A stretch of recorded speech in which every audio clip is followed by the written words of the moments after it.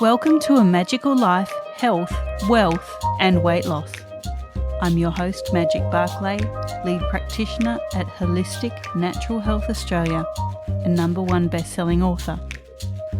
In this podcast, I aim to give you practical tips on how to accelerate and sustain your health, increase your financial, spiritual and emotional wealth, and to look at something that haunts many of us needlessly, weight loss.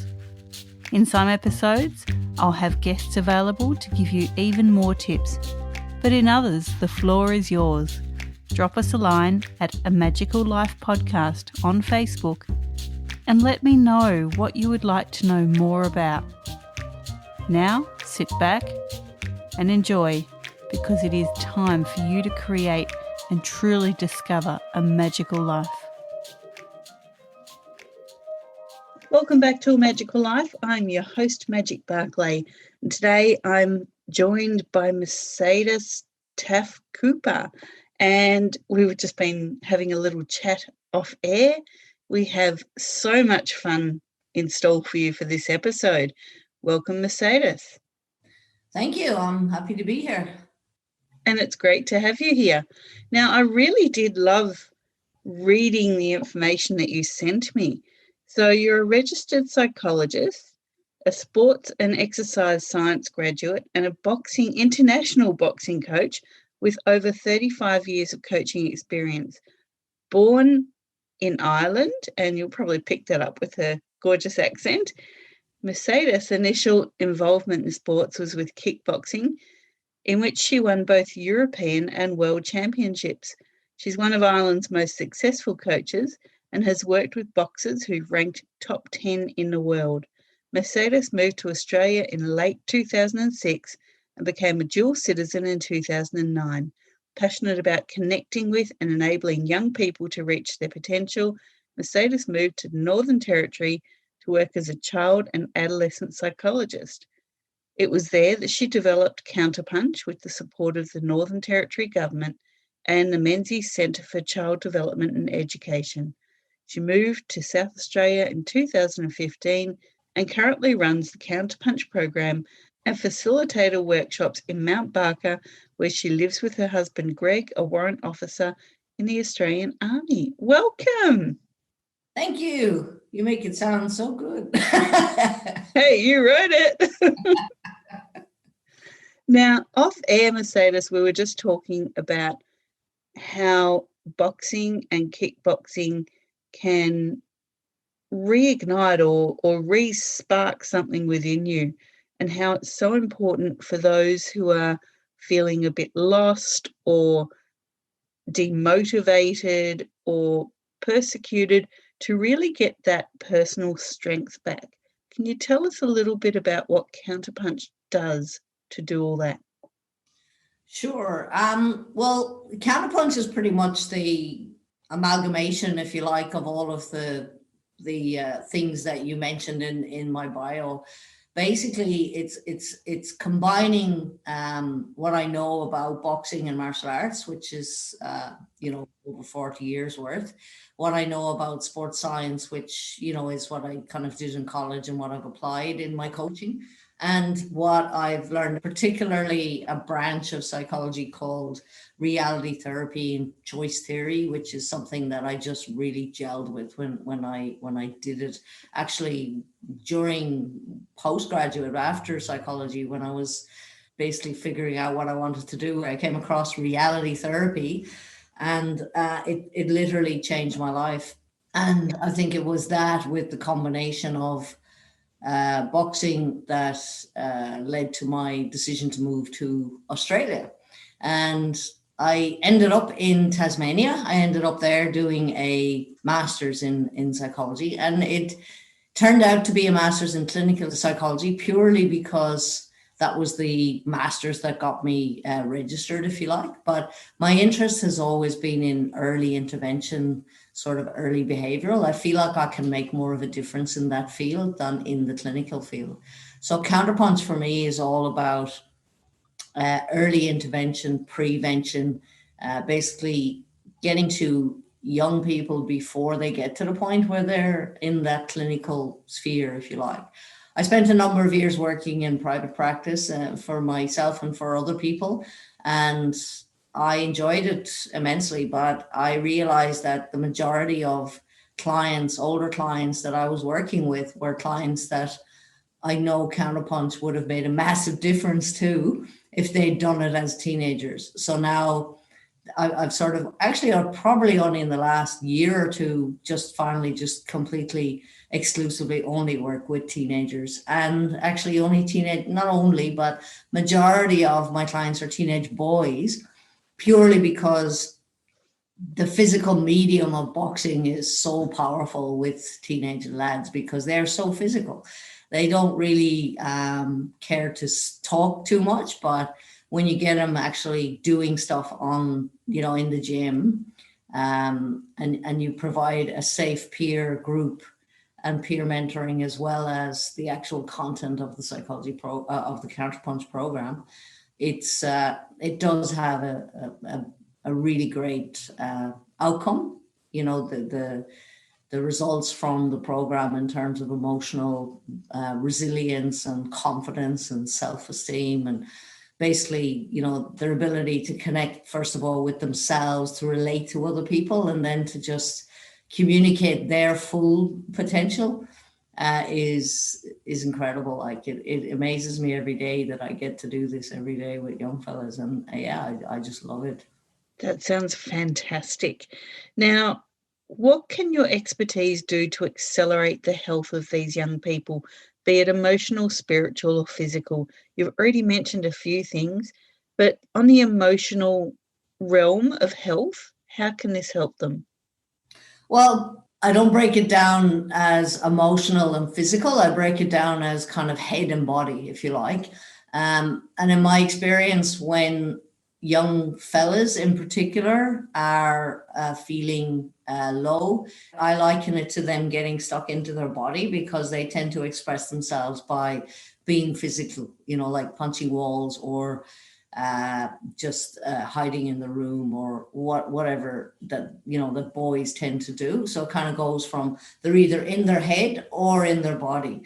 And what CounterPunch does, the physical component of CounterPunch, helps them to actually connect the head and the body.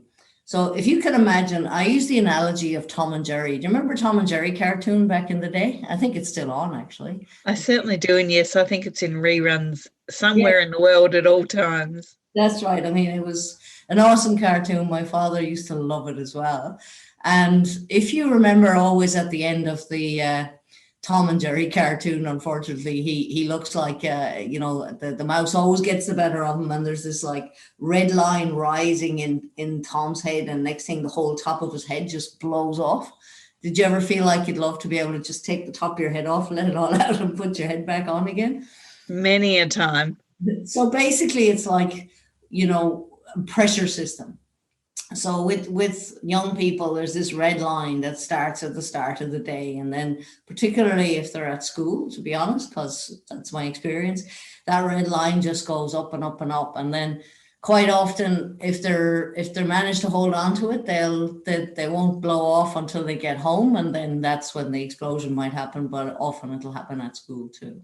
So what I do is, rather than having that pressure system, if you can imagine having a tap between your head and your body at your neck, and you open the tap and you allow that red line to flow down and around your body and create a circulatory system rather than this pressure system all the time, then you can create something that just continues to circulate rather than explode. So I guess in analogy kind of speak, if you like, that's what CounterPunch does. That's fantastic. And I think all children, not just boys, certainly do that. They bottle things up till they get home. They do that explosion, and the loved ones in the household are left wondering, what happened? Like, we don't understand how much they are those pressure cookers, but especially the boys, they will come home and, you'll get greeted as a mum with the grunt and the, what did you do? Nothing. I don't want to talk about it. And then before you know it, you'll hear something going bang or crash. It's like, well, something happened. But it's great giving them that opportunity to release in a healthy way that doesn't harm anyone else. Exactly. And even just from a purely in the moment type of thing, like, I mean, you are familiar with the concept of increasing the gap. I know that Ben at Authentic Education talks about that a lot. But my sort of take on that is that when we have something that sets us off, like, well, let's call it a stimulus, but for a young fella, it could be a teacher looking at him the wrong way, whatever it is. There's a very short gap, and then there's an explosion or a reaction where there's a replay of whatever the stimulus was, like the actual look by the teacher, probably unknowns to the teacher, has no awareness of it, is setting the young fella off. So the young fella is being dictated to by something external to himself. So in that short gap, as an adolescent, it's not only that sort of emotional thing, but there's a physiological thing too, because there's a release and a flood of cortisol through the system, which makes it very hard for them not to give up to that impulse, because the brain, and this is something we cover in the program as well, the brain is at a different stage of development to their parents' brain. They're not connected as well to the logical part of the brain, and the emotional part is very, very sensitized, if you like. And doing something like just as soon as they're aware they're starting to get angry, and sometimes that can be a signal from a mate or somebody that they trust who just happens to be with them, if they can just drop down and literally do 10 push-ups in the moment, they can effectively offset the release of cortisol and transfer it, replace it, if you like, with dopamine, the feel-good one. But at the very least, they can give themselves enough space to turn the reaction into a response, even if the response is just to get some space and walk away or whatever it is. So quite often with kids that I work with, you'll see them dropping down doing push-ups in the middle of the corridor at school or wherever, because just for the boys especially, it just seems to, it really seems to work. Because one of the things we also is awareness of when a lot of boys just explode before they have any awareness that they're even starting to get angry. But they're very good at looking at their mates and identifying that their mates are getting angry. So often we do like a buddy system where the mates will tell them and then they'll tell their mates until they get to the point that they can start to identify the changes that are happening when they're getting angry. Because when you think about it, when you're actually really angry or you're having an anxiety attack, or, the actual physiology of your body is very similar to when you're working out really hard. Your heart rate goes up and your palms are sweating and your cheeks are flushed and all of the, there's a lot of similar physiology that goes on. It's just that one is stimulated by the stress hormone and the other one is, a feel-good hormone. So it's something that seems to work. The other thing is that it's simple, it's not rocket science. The example that I use to really just highlight the ability that we all have, but the ability that young people have to actually change how they feel. And this was very empowering for me, and I didn't discover this until I was in my 20s, but the actual ability to change how you feel is something that teenagers don't realize. If you feel sad, well, that's just the way it is. I'm sad. Like the actual empowerment, if you like, the belief that they can change it is not there a lot of the time. But the analogy I use is when they come into the gym and they're like a bit sort of low energy or floppy when they come in from school or whatever, and then we just get a game of basic game of tag or TIG. I'm sure we all played that at school, and introduce a little bit of challenge, a little bit of conditions, and have them doing it with other people. The change in the body language and the physiology is almost instantaneous. And then when you finish the game and you say, well, like, how do you feel? I say, I feel good now. I say, yeah, so what was the difference? Well, I just played tag. Exactly. So you just change what you did and you were able to change how you feel. And that's the whole tenet of reality therapy. It focuses on changing the doing. And that's what we do in CounterPunch. And that addresses the reality of doing addresses your hindbrain. So just going back to the three centers of the brain, you have your hindbrain or reptilian brain, which is where you have that immediate reaction. It's your fight, flight, freeze, cortisol pumping part of the brain. It's all about keeping you safe. It's about walking into a new room and you quickly scan to make sure there's no axe murderer hiding in the corner for you. And we do that to everything. So it could be, someone at school getting a test result back, or the teacher looking at them a certain way. The hindbrain kicks in. Is this dangerous? Is my safety in question? What can I do about it? And as you said, that's when the cortisol floods in. And, this is where these reactions can happen. And the adolescent brain, the grey matter hasn't fully stretched out and linked up. And so that reptilian brain really is the one that does most of the thinking. As we get older, and certainly girls get this a bit earlier than the boys, they get to the emotional center of the brain. And this is where the limbic system kicks in, and you can have those emotional reactions and connections to things happening. And then beyond that, you have your logical brain, so your forebrain. And this is where adults sit most of the time, not all of the time. And this is where you really can think things through. But as you said, adolescent boys especially, they don't get to that for quite a while. So it's fantastic that you're giving them that outlet. And certainly for all the parents out there, when your child is stressed out, start this early. Send them outside. Go for a walk. Go water some plants. Walk the dog. Go in the backyard, or if you live in an apartment or something, you can even get them onto like a VR or a Wii. I don't know if a Wii is still around, but anyway, something like that gives them that physical outlet, because otherwise that cortisol will go bouncing around the system, and it is such a catabolic way of living on high cortisol. What we see later in life is that these people are presented with all sorts of health challenges because their cortisol receptors switch off because it's so used to high cortisol. I hope that's not too sciencey for everyone out there, but we'll talk about cortisol coming up in our next episode. But for now, let's get back to what we're doing. Now, Mercedes, we talk about wealth here.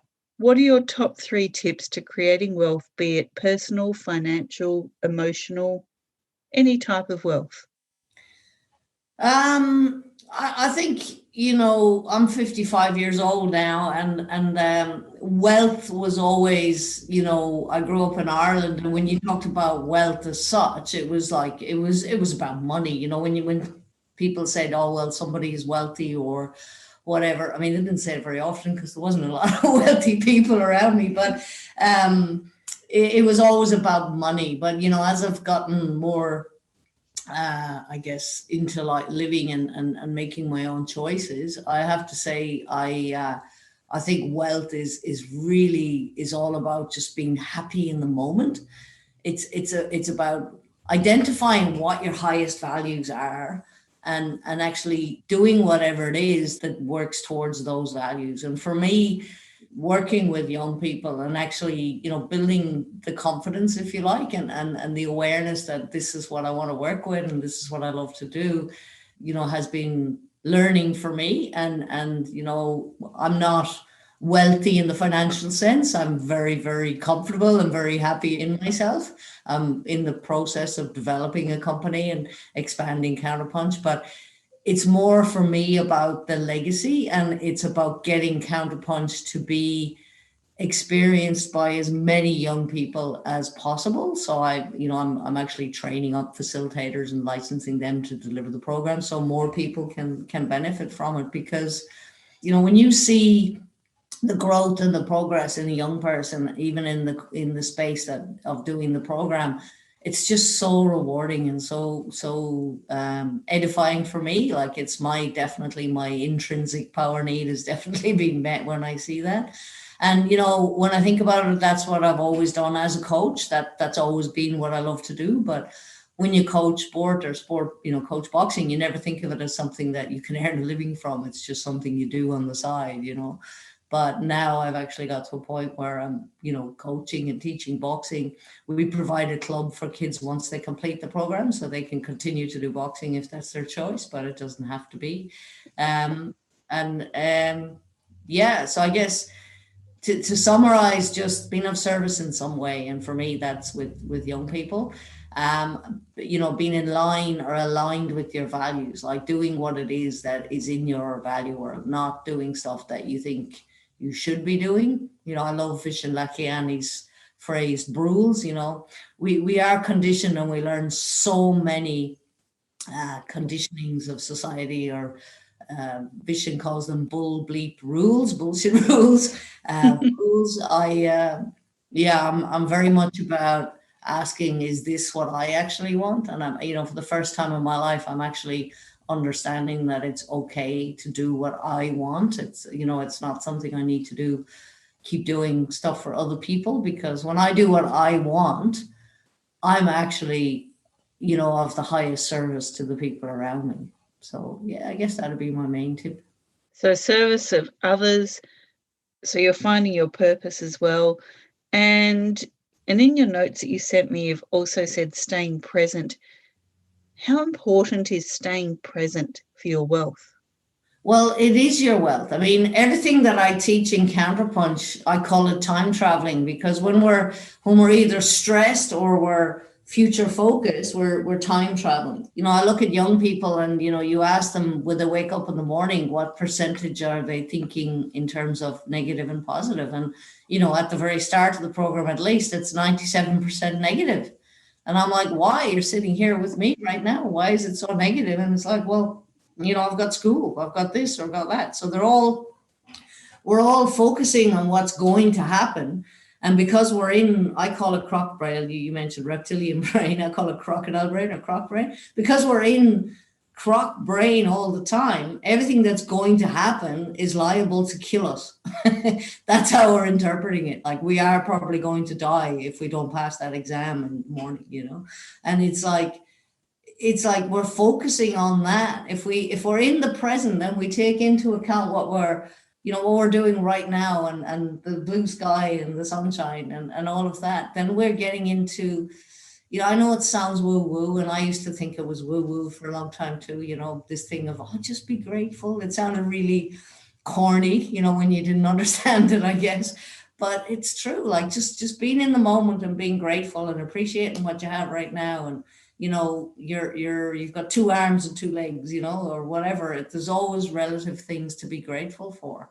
But when you're in the present and just actually having an awareness of the moment that you're in, that is life. Life is in the present, because it's like every time you think about the future, when the future comes, it's actually the present. We talk about, I think it was Wayne Dyer, we talk about the universe, and we want to attract all this stuff, but we keep telling the universe what it is we don't want to attract.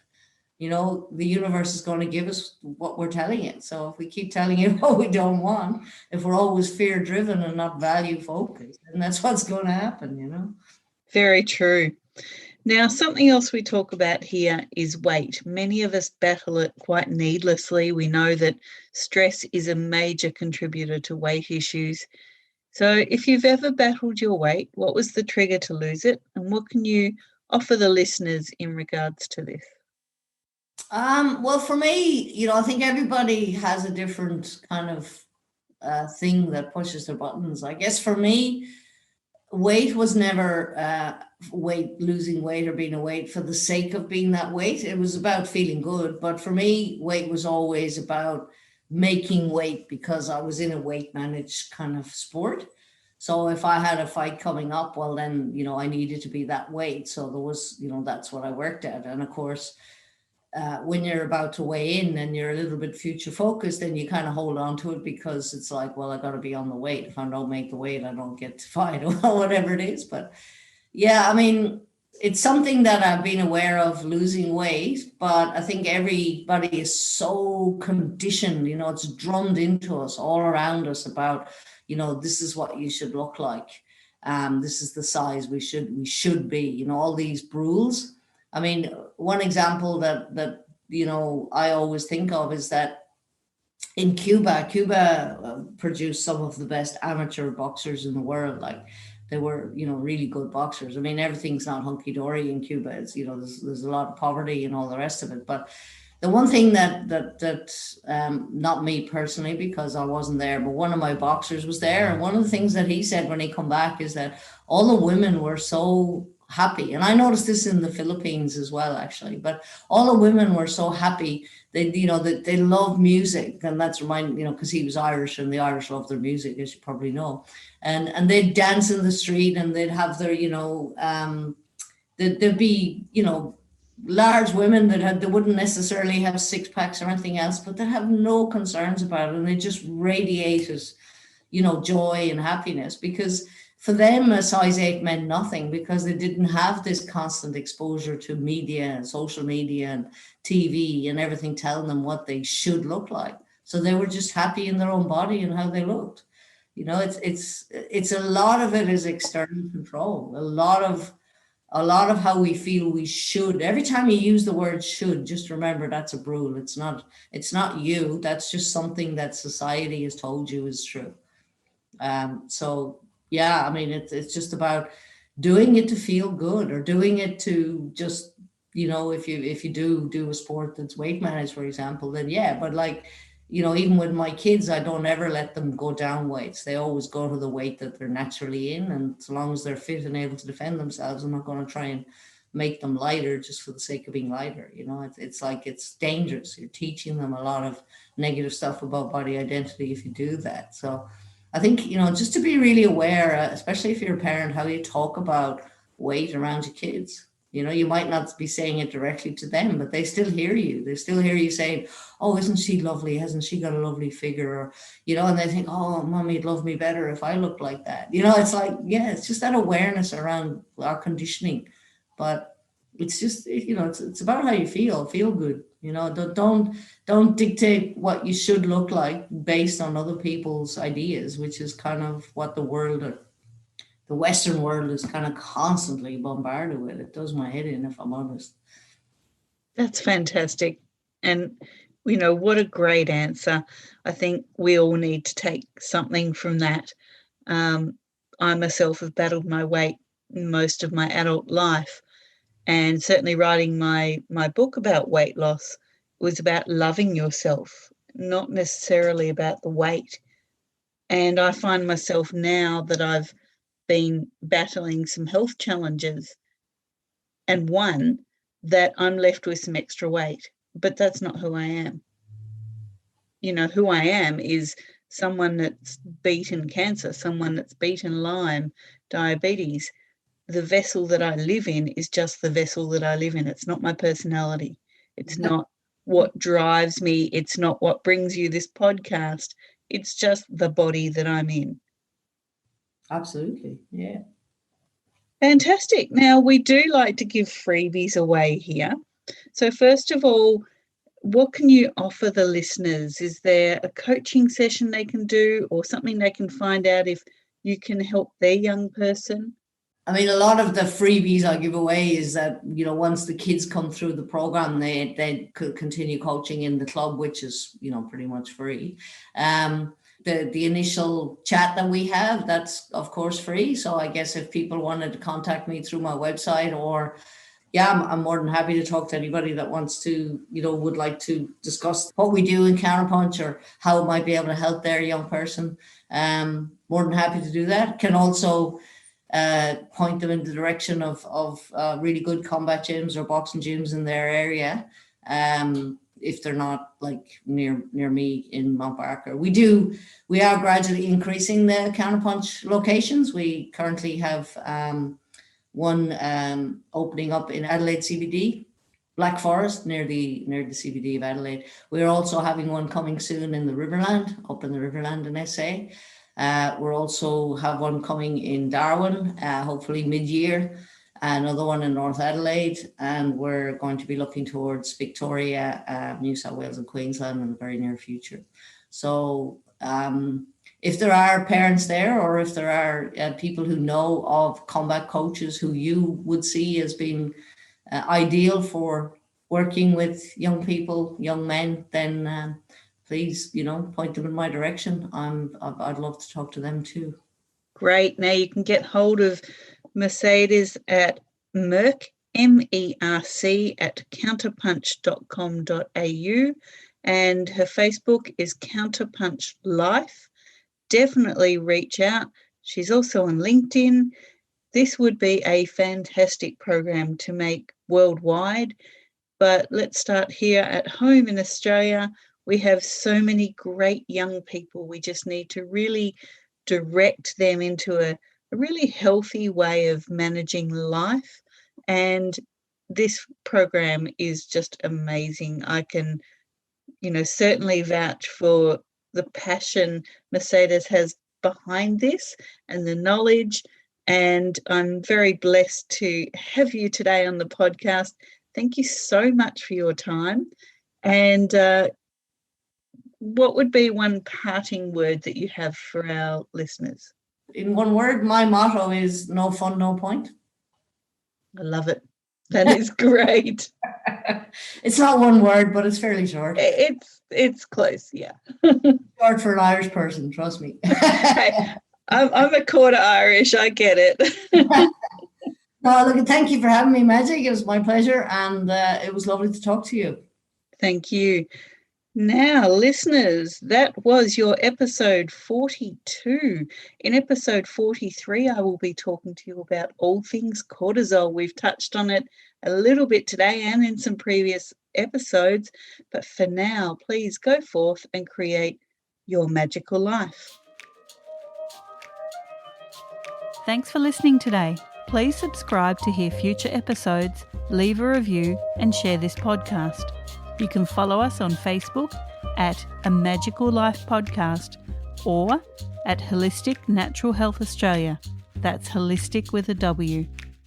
You can find us on Instagram at Holistic Natural Health or at www.holisticnaturalhealth.com.au. That's where you'll access all sorts of articles, freebies, and more.